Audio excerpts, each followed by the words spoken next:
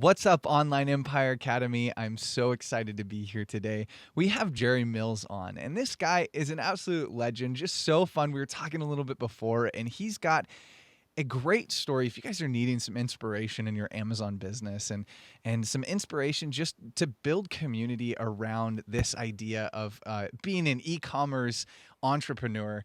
This is the guy to talk to. So Jerry, I want to know all about your story. How did you get started in this? Hey, Josh, it's great to be on. Um, you know, it's funny. My wife really was the motivator for this. If I'm perfectly honest, I basically I'll start off my story by saying I'm a son of a high school football coach and a high school music teacher.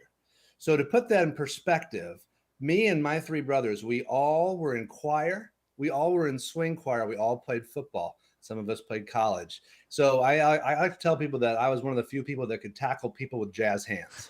So, but what I found was that my football career was going nowhere fast. And I had a really, really good time when my mom drafted me onto the stage in Bye Bye Birdie as a junior high kid. And I got so much attention from the high school girls. It was sweet. So I was like, this is pretty cool. And these guys don't know about this. So I had fun on stage. I ended up going to college and getting my degree in acting. And then after college, I moved to New York City. Well, I was living there very shortly, and I just wasn't happy because I wasn't living the kind of life with the values and integrity I was raised in as a Christian. And so that had kind of a rubber meets the road real time in my life. And then I found myself involved in youth ministry and co-leading in junior high at a church out there. But I really was on a journey with my dad passing away. I came home to be with my mom for a while, and I just wasn't sure what I was going to do. And I was in my late 20s, and I enjoyed helping people. I enjoyed coaching people. I enjoyed being on stage, whether it was in the church worship team or doing dramas or coaching fifth and sixth grade youth group or what have you. And so I pursued for a while going into ministry and raised money for that, went to Chicago. So what I found was I was always entrepreneurial, whether it was pursuing acting or pursuing ministry and raising money for it and finding backers and then moving to a new place. But I never felt really comfortable in a corporate system, which large churches can be, or working for .coms like I did in New York. And so I wasn't sure what I was going to do. And I really had a hard time kind of finding that right fit. And so if there's anybody out there that feels like they've been looking for this right fit and trying to get to the right place, I can totally identify. And I hope that this story will help encourage and motivate. Well, basically, after so many years, I really felt discouraged and fairly depressed on the future of. I was trying to get a job, and I remember for a while before I got married, I was sleeping on a friend's couch, and I was like trying to apply for Starbucks, and I couldn't even get a job at Starbucks. I remember sitting there going, man, I can't even get a job at Starbucks. I'm thinking I could work 25 hours a week, right? Get some sweet health insurance like some of the other actors were doing. I'm going, what's wrong with me, And little I know, it's a lot of times it's about that grit and perseverance that sometimes God's trying to work into you, and we're all trying to develop as we get older. So I ended up married and to my beautiful wife, Alexandria, which was an awesome blessing. And she had the same bug. She did not want to work into a corporate 9-to-5 sort of role. And so she started doing what a lot of us do at first, right? What's the kind of gateway drug into entrepreneurial life? And that's an MLM, right? So she got recruited by somebody from church to do one thing. And I remember going to one of those hotel presentations, this kind of cynical Gen Xer. And I'm sitting here like this. I'm like, no. But we did that. But it was basically the dream of what would it be like if you had the control over your life to be able to chart your course, to have the time available for your family, for your friends, for your loved ones, for your church, for the cause that you're passionate about. And that's something I could get on board with. So I think that we first bought that dream, and then it was just about finding the right vehicle that would actually work. So we tried a couple different things. But the third thing is the one that stuck, and that was when this friend said, "Hey, people are making full-time livings selling on eBay." Huh. And I had just finished a contract working for an insurance company, and my wife had a job, and we said, you know what? Rather than me try and just find another job that I'm going to end up hating and keep looking for another thing, let's pray about this. Let's dive headfirst into this. And that's when I started trying to do this thing selling on eBay. And I remember, and everybody has that feeling when you make your first sale, right? And Totally. it's like, it's like, oh, and especially eBay is the best because it's like, ching, and you're like, oh my gosh, this is real, because it doesn't feel real, right? Until you see that first sale, and then it was just a matter of changing those goals and upping them and saying, well, what if I, could make $20 a day, and then it was if I could just make $50 a day, and then it was $100 a day, and then it was like, wait a second, that's what I would make waiting tables or whatever, part-time job, in a cubicle. And so that's sort of the journey of how we got from doing different things. I was a man of many hilarious jobs. I was a pitch man. I sold products in store like Billy Mays. That's But awesome. wait, there's more, in Kmart's and things. And it was just trying different things. And that's, after a while, it finally discovering selling online that really was finding that right opportunity for us that worked. I love the just kind of the shift that you had to make in your own mind of I'm going here, I'm doing this, and I've got to choose to make money. And one of the things that I've been talking to people about, and just the people in my circle, in my community, in my church, is just that grit. You've got to develop that grit. And I love what you said, just of, sometimes it takes, the Lord kind of helping us develop that, or, just even yourself diving into perseverance and kind of struggling through things. And, you're saying I'm sleeping on a friend's couch and, trying to figure out all of that. I love that journey. You were just telling me you have a 5-month-old. You guys are running a thriving Amazon business. You're also an actor. I mean, you have your hands in so many different things. And at the same time, again, you have a 5-month-old. Like, I'm thinking, my life is busy. I don't have kids, but my life is busy. How have you found handling, being a stay-at-home dad? How have you Mm-hmm. found that and balancing life in between? I have to be perfectly honest. It's a big challenge. It's a big challenge. And I think, part of it is we can handle so much, right? We can handle the amount to where we've been stretched. And so if you're going to try some sort of anything in business, your own business, you're going to be stretched beyond where you were. Plus being a first time parent, plus, being, being married, so there's this constant being stretched. And I feel like I don't do a great job at balancing all those things, but I try and keep those certain maxims prominent that is true, I think, for business, and I think it's true for life. We don't have to be perfect, and I think a lot of us have that sort of I've got to put on my perfect pants today and do this, and forget that. I mean, that's not real life, but the only way that we fail is if we quit. The only way we fail is if we give up. And so it's just about pushing forward and getting stretched a little further, and you can handle a little bit more. And, my wife and I laugh because, if people who sell on Amazon can identify with. I remember a year ago, because she was doing a lot of the customer service, and now we have a team doing that, but she was doing that. We were flying down to Oklahoma to see her family, and we land, and I'm looking at her on the phone. It was like, and I went, oh, we got an A to Z, and she burst into tears, because it was the stress of it. And now we laugh. In fact, it just happened, and we laugh about that. You remember when it was so scary because we hadn't grown past that. We hadn't been shaped past that. And I think it's so important. And one of the things that we learned when I was studying and part of this leadership program at Willow Creek Church here in Chicago was you've got to celebrate the milestones you come from. And we do not live in a culture that wants to say, hey, we made it here. It's always keep moving forward. What's the next thing? And that's constant stress. If all you're doing is looking forward to the next thing, because there's always going to be another goal, there's always going to be some other problem. If we don't, make those altars, build those rocks and say, here is where we learned this, here is, can you believe we got to this? To take that time to be able to say, wow. And actually the last few days, Alex and I have been doing that because last week was crazy.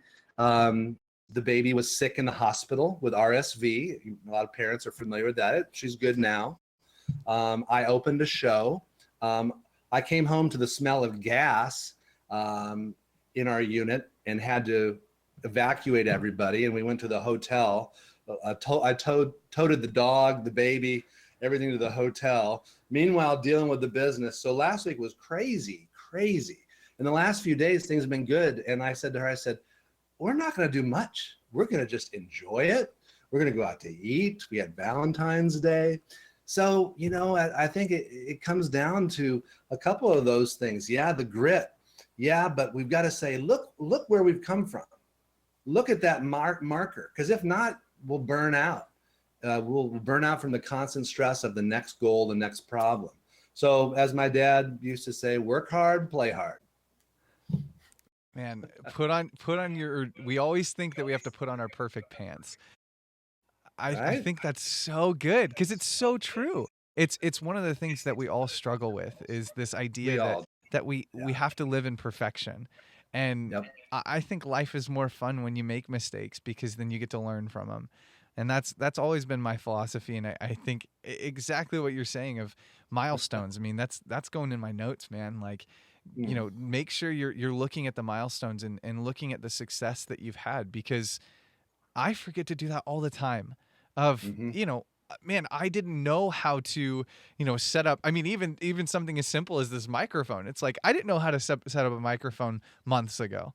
And I've had to figure out how to make sure everything's on the right setting and, all these different things and learn new systems. That's a milestone I get to celebrate. So that's so good. That is so good. I was going to ask, what are some of the things that you're diving into? I mean, we're all Amazon sellers. We're all fighting for, the same thing. We're fighting for that next sale. How have you found in this season being able to, work hard, play hard, but at the same time progress your business? What are some of the things that you're seeing or doing that are progressing this business and this industry? Well, first of all, Josh, I got to say, I'm so glad to talk to you today and not 1 month ago. Because my seller metrics were challenged, to say the least. I was working on staffing problems, and and my mental attitude was very much like, So again, it is a roller coaster. But that's just being transparent and real. Is that it is something where I think there's always a danger of getting myopically focused on the right now. And so the danger right now is like, okay, right now things are, been so much improved from a month ago, but to keep that perspective of what about the next 6 months? What about 6 to 12 months down the road and so forth? I don't know how much more we can predict it. It's such a fast moving, changing playing field right now. But I would say one of the keys for us has been to constantly invest in our own growth as business leaders, as entrepreneurs. So, I mean, you talk about reinvesting your profits into the business, but one of the key ways you can do that is taking those profits and investing into yourself, into coaching. So we've invested a lot into coaching in the last year. And this last month, I was at an Amazon sellers convention, and then we drove down to Tony Robbins' Business Mastery. and we had my wife and I and the baby, and we brought my niece who helps manage our business and has also been a nanny. So it was like a twofer. So so that's some of the way, was investing in that and learning from people who are a little further ahead or a lot further ahead. So we've taken a lot of those principles and we've started implementing them in the business, and we've seen a huge increase just in the last 30 days from learning from people who, you know, who are further down the path and then implementing that. I think, and one of the things I talked about recently in one of my YouTube videos was, you don't want to be a pioneer. Pioneers take the arrows, right?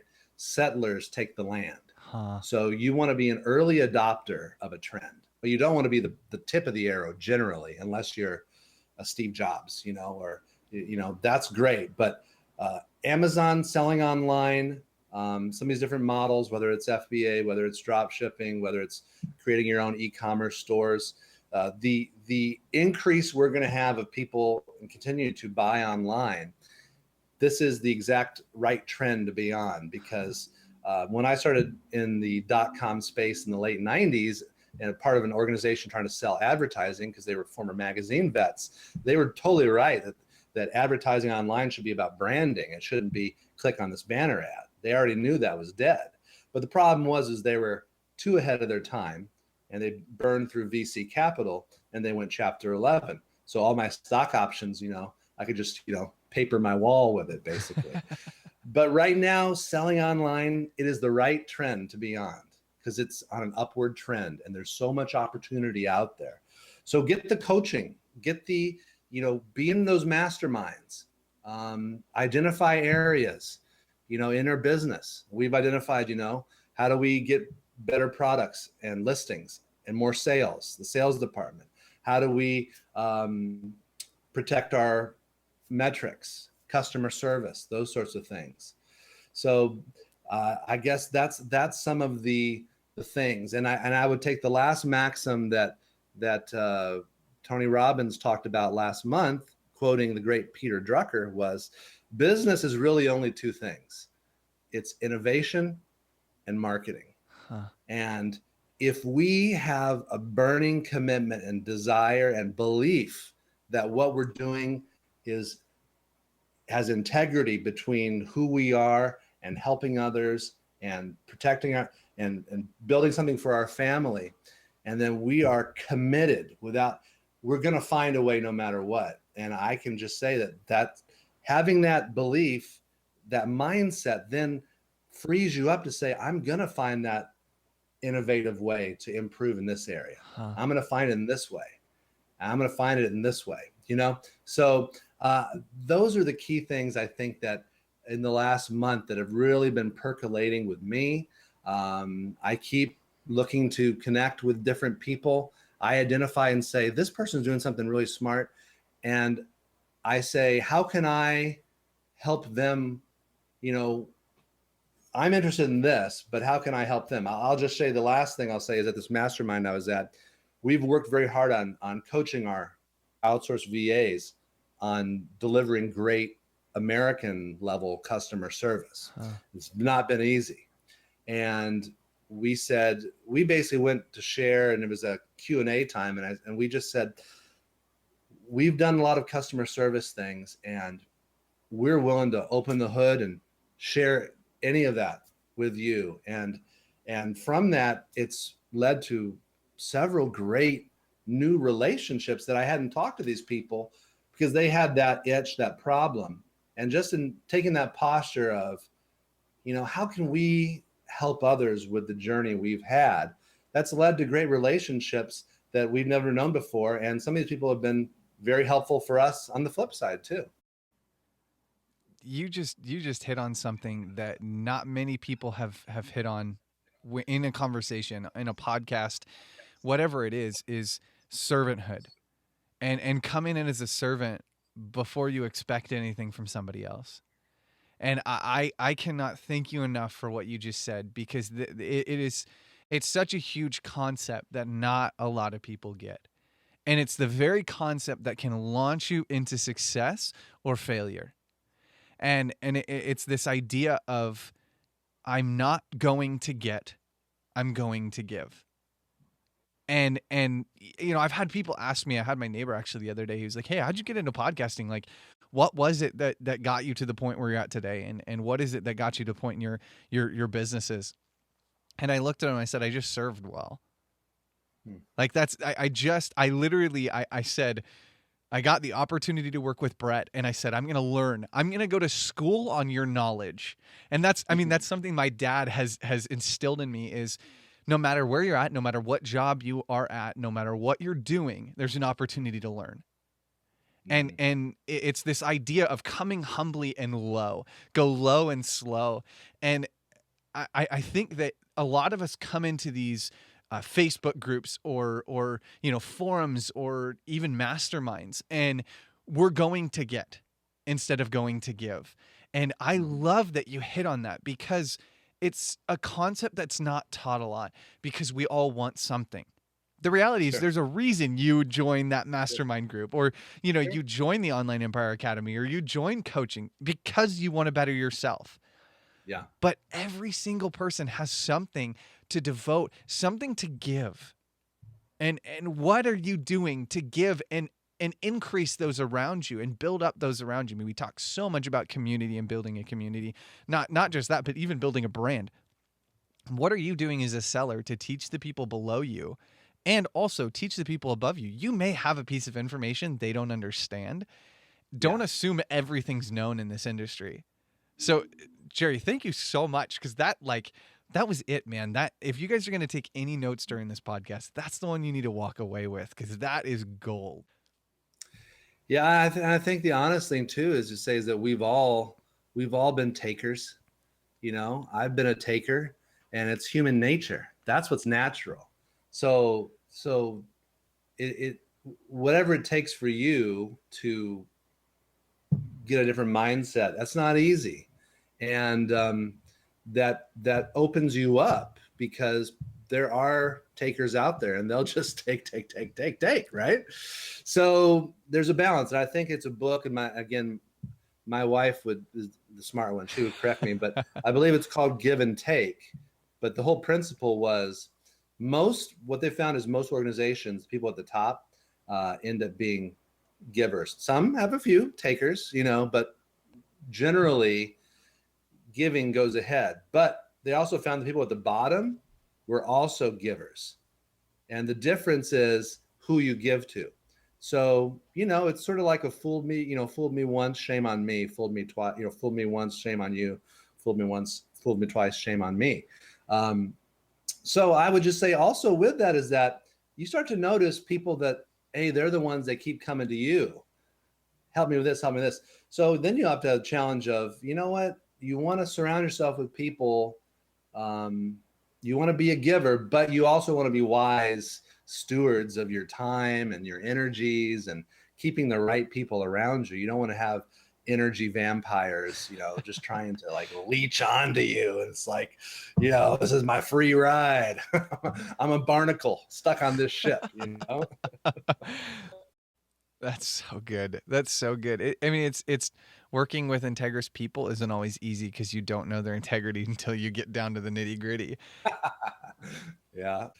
Yep. That's And it's good. just a matter of, you know, over time, right?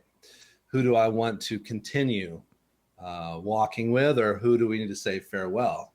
You know, I hope you get Absolutely. on a different path at some point. Absolutely. Well, Jerry, thank you so much for being on. I need to go back. I took some notes, but I need to go back and take some more because there's so much content in here that I absolutely love. Where's the best place for people to get in touch with you? Well, the best place is probably you can find me on Twitter. I'm just at Jerry Mills, or my website is jerrymills.me. There we go. All right, guys. Well, all those links will be posted in the notes section, whether you're on iTunes or YouTube or Podbay or whatever you guys are listening on.